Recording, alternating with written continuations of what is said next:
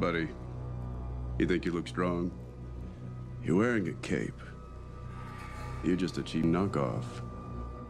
Oh, no. I'm the upgrade. Hi everyone, and welcome to Exploring the Build. If you've just found this place, then welcome. And if you're returning, I am glad to have you back. I'm Alex, and this is my channel where we explore and theory craft different character builds for Dungeons & Dragons. Today, we are doing one of our quick builds, where we'll be exploring a briefly summarized character build for D&D. And as always with our quick builds, if there's ever a build you'd like to see me explore in the future, be sure to let me know in the comments below. This is our 100th video, and as such, I wanted to do something slightly special, and that is, I wanted to remake my most popular video to date using 2024 rules.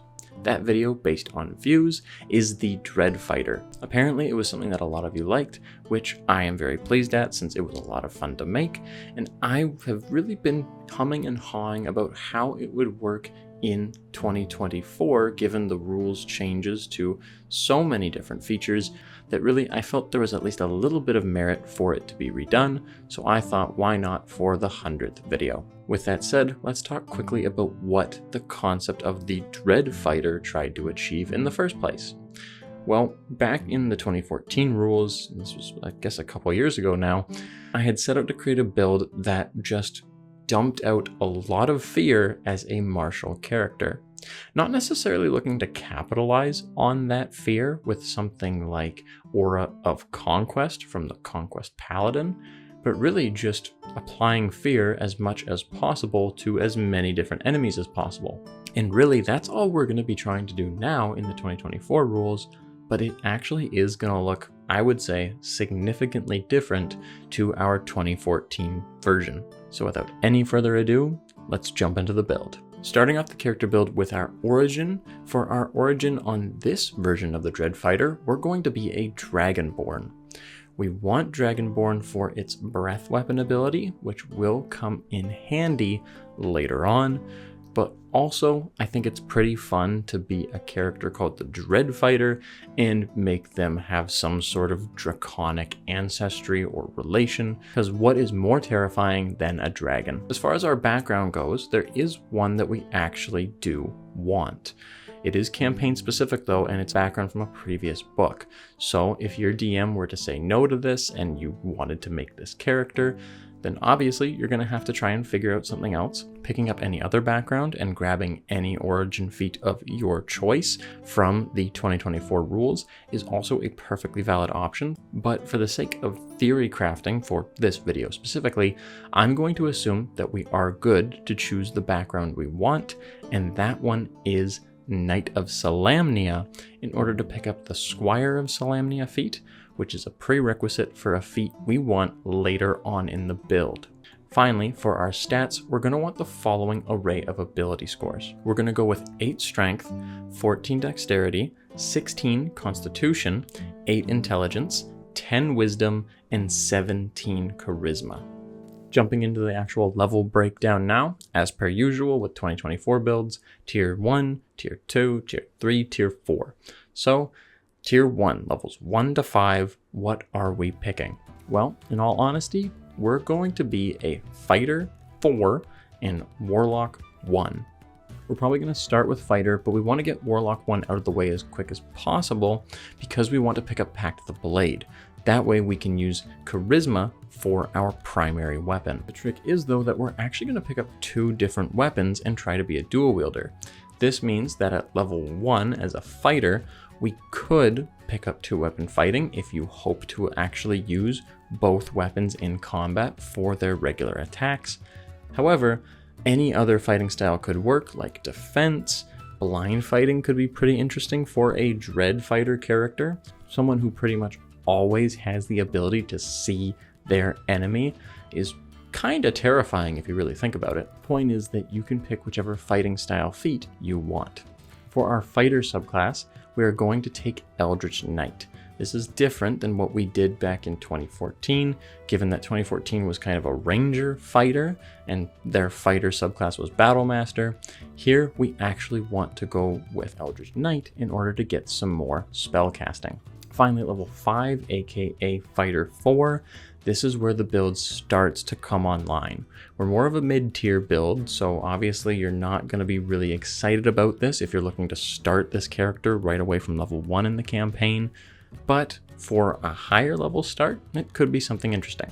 Our first feat that we are going to pick up is Dragon Fear from the 2014 rules. Dragon Fear is everything we could ever want in a feat for a Dread Fighter character, given that it lets us increase our charisma by +1 since it's still a half feat, plus instead of exhaling destructive energy, you can expend a use of your Draconic Breath weapon to roar, forcing each creature of your choice within 30 feet of you to make a Wisdom saving throw with a DC based off our charisma, or be frightened for 1 minute. And on top of that, the frightened creature only repeats their save from this fear if they take damage.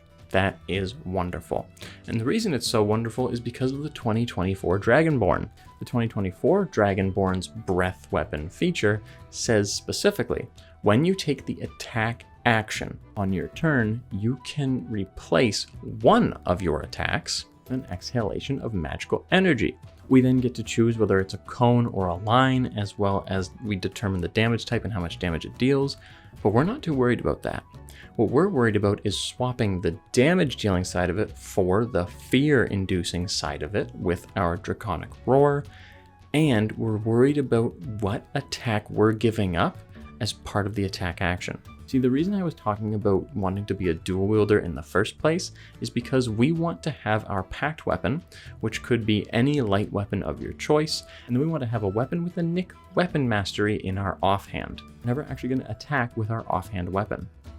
Instead, given that the Nick weapon mastery says that we can make the light weapon attack as part of the attack action instead of as a bonus action, this means we should be able to replace it with our Draconic Breath weapon, given that we've taken the attack action, we have the attack, and the Nick weapon mastery is, for all intents and purposes, part of our attack action. We've met all the criteria, we should be good. If, for whatever reason, your DM says no or doesn't allow it like that, that's fine. When we get extra attack, we'll eventually replace one of our actual extra attacks with our breath weapon, and we'll try to do that more consistently. And at that point, we might actually end up swapping our Nick weapon mastery for a cleave weapon mastery. That way, on the off chance we do get to trigger the weapon mastery and make the additional attack, we're at least still swinging with charisma. Ideally though, here at level 5, we've gotten the first start to our combo. We want to replace the Nick weapon mastery attack with our roar and still be able to throw out a swing of our actual pact weapon all in the same turn. At tier 2, levels 6 to 10, we are going to go up to Fighter 6 and Warlock 4. Now before we talk about Warlock, because it's not super important, let's look at Fighter. At level 6, we get another feat, and here we have two options. We could take Knight of the Sword, which is the feat we needed the prerequisite of Squire of Solamnia for. The other option though, which is what I think we should actually go with at this level, is Shadow Touched. Shadow Touched, number 1, feels thematically appropriate for a Dread fighter because Dread and Shadows go hand in hand. Number 2, it gives us access to pick up the Wrathful Smite spell, because Wrathful Smite is now a necromancy spell. With this, we can cast Wrathful Smite once for free, with any Warlock spell slots we have, and with any Eldritch Knight spell slots we have. Just like a regular 2024 Divine Smite, Wrathful Smite costs our bonus action, but on a hit it lets us deal extra damage, and the enemy still needs to make a Wisdom save or become frightened for 1 minute, no concentration. This is really helpful given that we're always going to have at least one attack against an enemy, even if we do replace another attack with our Draconic Roar. We have one single target fear effect and one AoE fear effect. We get more fear effects by going Warlock. Real quick, for our Warlock invocations, you can pick anything that you would like, but for our subclass, there is one that we desperately want to pick up, and I'm sure this is not a surprise. We want the Undead Warlock. With the Undead Warlock, we are able to use Form of Dread, number of times per day equal to our proficiency bonus, and during that transformation into our Form of Dread, which lasts for 1 minute, once per turn, when we hit an enemy with an attack, we can force them to make a wisdom saving throw or become frightened until the start of our next turn. 1 free attempt at fear every single round for a full minute, the only bonus action required being the one we use to activate Form of Dread. That is pretty nice. Every turn after we have activated Form of Dread, we have another bonus action to use, which could be used for Wrathful Smite, because again, ideally we're giving up our Nick Weapon Mastery attack to do our AoE Fear, and ideally what we're doing is taking the attack action, hitting one enemy, using Form of Dread to try and fear them. If they fail, great. If not, we can either hit them again or hit a different enemy, and on that second attack, we are using our bonus action to cast Wrathful Smite. The last piece of this puzzle comes in at Warlock 4, where we do end up picking up Knight of the Sword. Here we grab it in order to have yet another feature that we can dump into an attack that not only deals extra damage, but also forces the enemy to make a wisdom saving throw or become frightened. But the plus side is that even if the enemy passes their saving throw against the fear effect, they still have disadvantage on the next attack they make. Meaning that if there's one clutch moment where we really need to debuff an enemy to give them some sort of disadvantage, this is the go-to feature.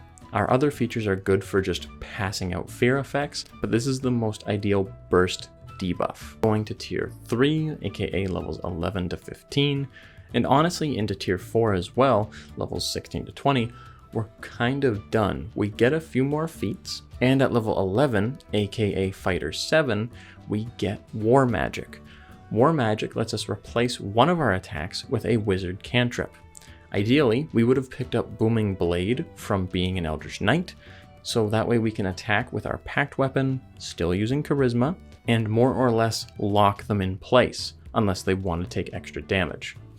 I personally would say that we probably retheme Booming Blade from being all about thunder damage and locking them in with like this reverberation thunderous effect to freezing them in place from fear. And if they move, they're sure still taking thunder damage, but maybe that thunder damage is from a jump scare or something that is more related to dread rather than just a booming effect. Besides that, that is pretty much our build. We can, of course, still grab a fair number of feats. Now, the one other thing to mention, though, is we've already maxed off our Charisma, given that all 3 feats we've grabbed till this point let us increase our Charisma by 1. So if we want to improve any other ability scores, the world is our oyster. And on top of that, if you want to, you can certainly grab 2 epic boons. The absolute last thing to mention as part of the build is the level 9 fighter feature, Tactical Mastery. Tactical Mastery says that whenever we take the attack action and hit with a weapon, we can replace its weapon mastery with push, sap, or slow. The reason this is important is because until now I haven't really mentioned what our packed weapons weapon mastery should be.